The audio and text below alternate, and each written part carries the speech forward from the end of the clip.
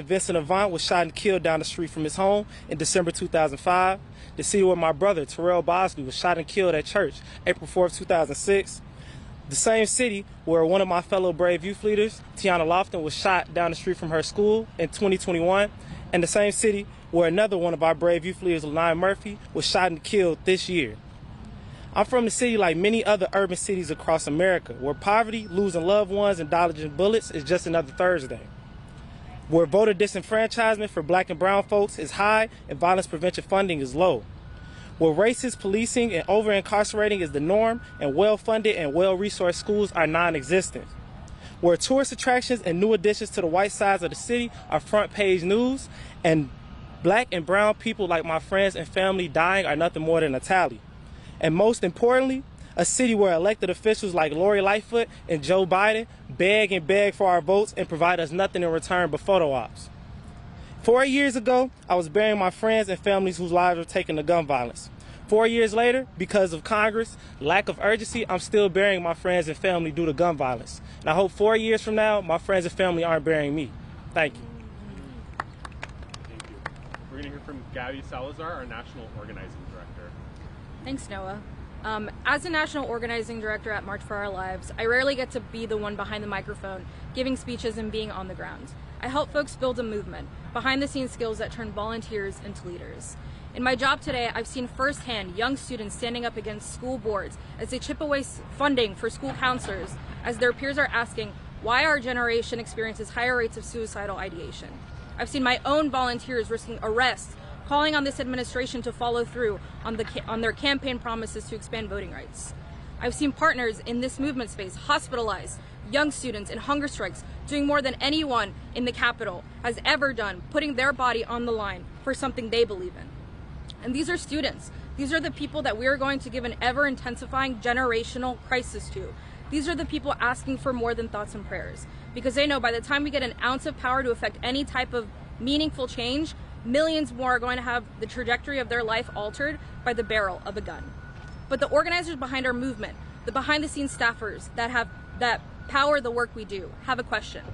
How many more lobbying days do I need to tell our students to set up as they're huddled under a desk in a lockdown as a man with an AR-15 roams their hallways? How many more petitions and letters to our congressmen do I have to make my students send while they go to a school designed to incarcerate them, not care for them?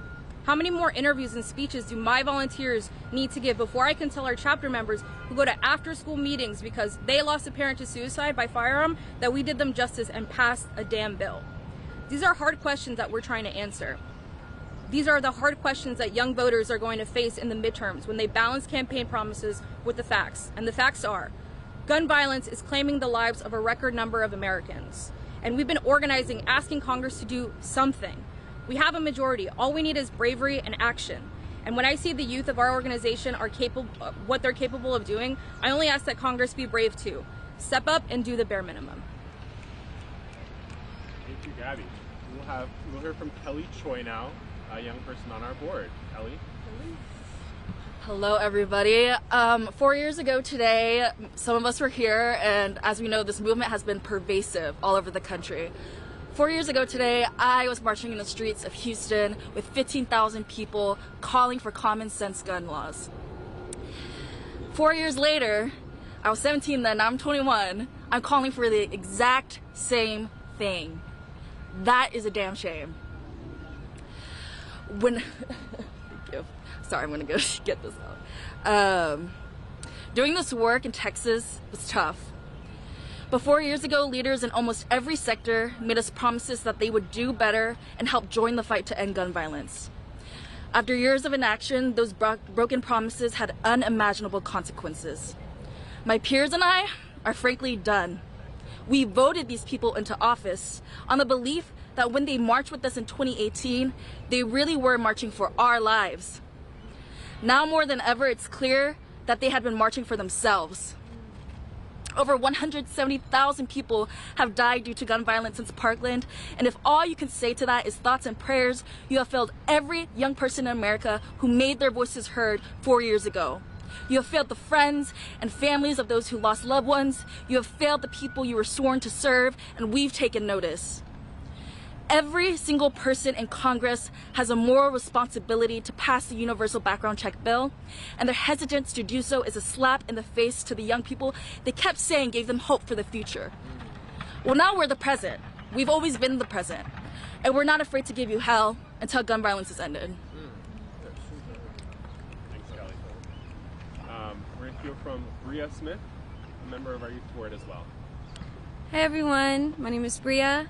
And I just want to talk about the power, resiliency, and perseverance of the organizers in March for Our Lives. I think not only do we talk about building consciousness within our political spectrums and getting politicians out here to understand what it means to be fighting for our lives, but also raising that consciousness within our organization, within our leaders, the grassroots organizers who are working every single day on their streets locally. And within that, we have so many different principles of reflecting and digesting and reimagination. And I think for March for Our Lives, we reflected on our systems. What did we see was wrong? All the anti-blackness, anti-gayness, anti-poor principles that were funneling into our structures, how our country was founded. And then moving into digestion, how do we absorb these principles, absorb the history, absorb different stories of people that we meet, and actually create something in that. And right now, you look around and you see the third principle of creation, restoration. We have an action here to show politicians, but also raise consciousness of the community around. And I think March for Our Lives does an amazing job of bringing young people together from all different calibers,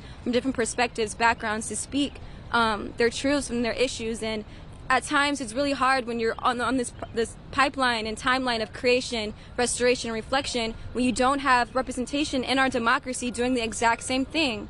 How are we supposed to be doing the jobs of people that we're electing for? You understand? So March for Our Lives really gives us the power, the platform to enter these spaces and actually speak our truths and make sure that we're saying what we want to say. And in honesty, when we're spilling thoughts and prayers, a lot of people don't want to hear that anymore. It's honestly, fuck your thoughts and prayers. We want action right now. We want to see people enter that third principle of creation, restoring our country, restoring our peace and our safety, and not continuously giving us false hope, because we live these everyday lives on the streets, like what Trey was saying. We have everyday problems. And for our democracy to not listen to us when we voted them into these positions, it just shows that there's a disconnect within our pipeline. So March for Our Lives, we've been doing this work for 4 years, trying to restore and get rid of this gap between ourselves, young organizers, and those who are in power, because one day we'll be taking your jobs. Thanks. Thank you, Bria. We'll hear from David Hogg next. Thank you all. I'm David Hogg, a co-founder of March for Our Lives. I was here 4 years ago speaking in front of nearly 1 million people in Washington, D.C. who were marching with us, with over 800 marches around the world, demanding an end to gun violence in the United States. And unfortunately, we all still have to be here today, because despite power changing completely from one party to the other, taking every branch of government or every part of Congress and the White House, we're still here talking today. What we're doing today is we're placing 1,100 body bags representing the people that have died from gun violence in front of our nation's capital, to show the cost of their inaction, to show the cost of sending their thoughts and prayers constantly. What these body bags spell out are thoughts and prayers to represent the over 150,000 people that have died from gun violence since Parkland happened 4 years ago.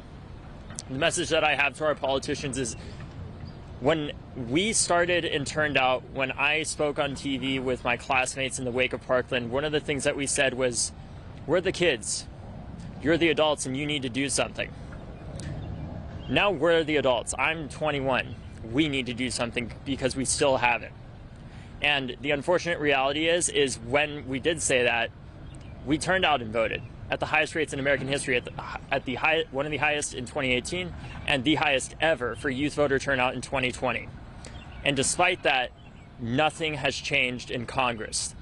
And to those politicians that think that young people are just going to keep turning out for them, honestly, I send my thoughts and prayers to them in the next election if they think that they're going to be able to just continue this stuff and act like they can just get away with lying to us continuously. Because the gun violence prevention movement does not represent the Democratic Party. It does not represent the Republican Party. It represents the future.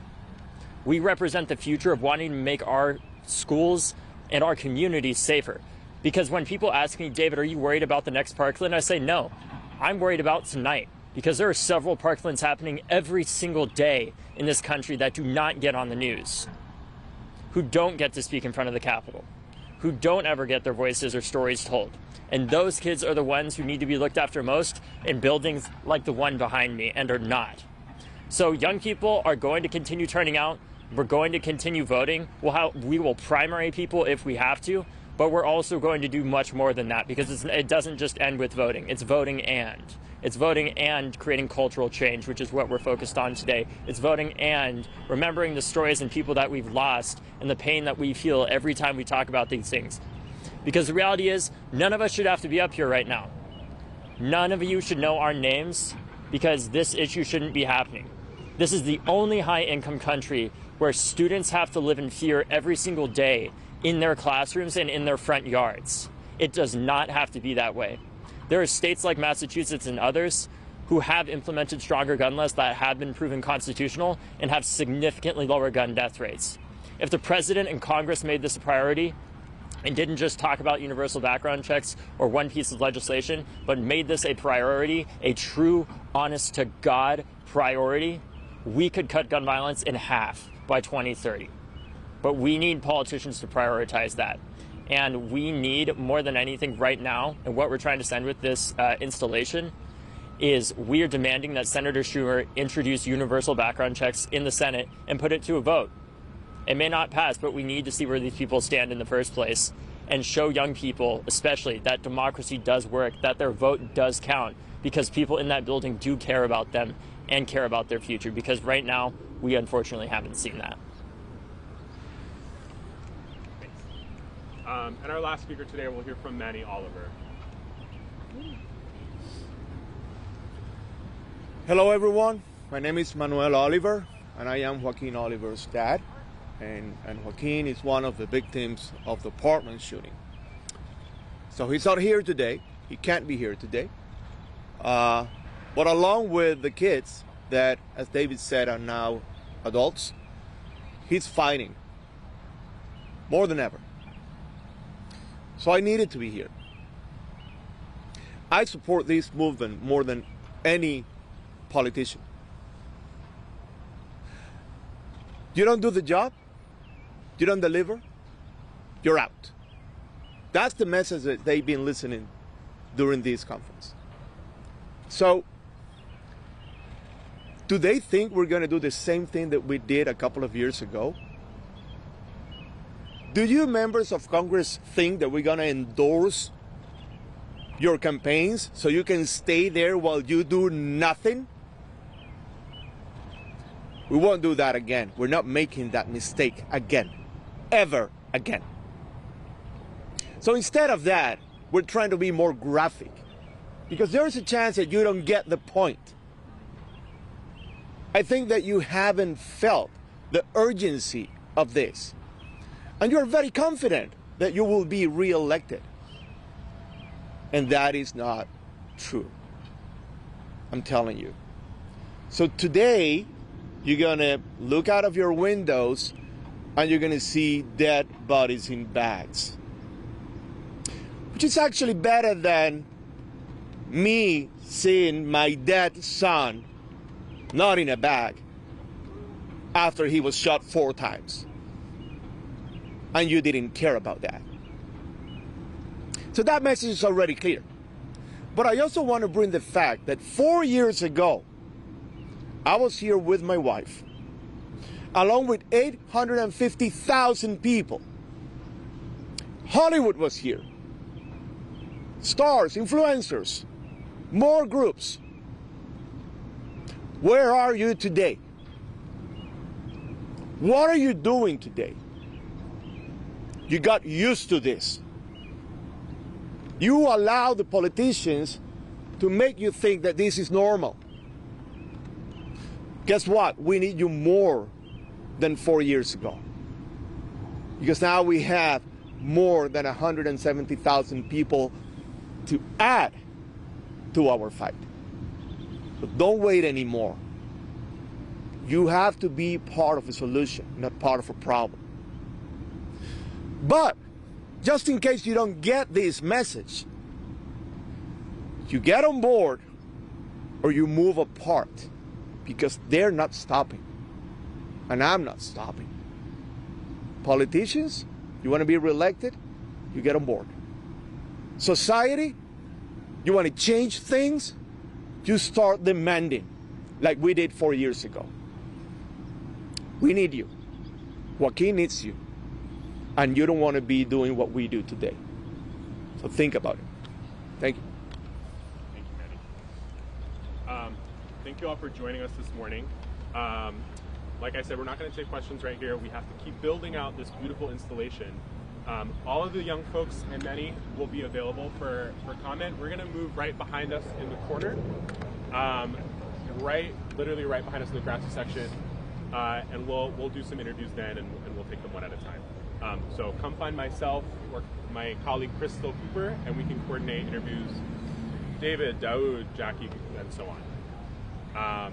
If we've spoken, I think I've spoken to everybody here before on the phone. I will get to you for sure. We're going to get to everybody. But if I haven't spoken to you yet today, thank you for joining us, and please come find me, and we'll figure out how we can get you an interview. All right. Great. So speakers, we're just going to move.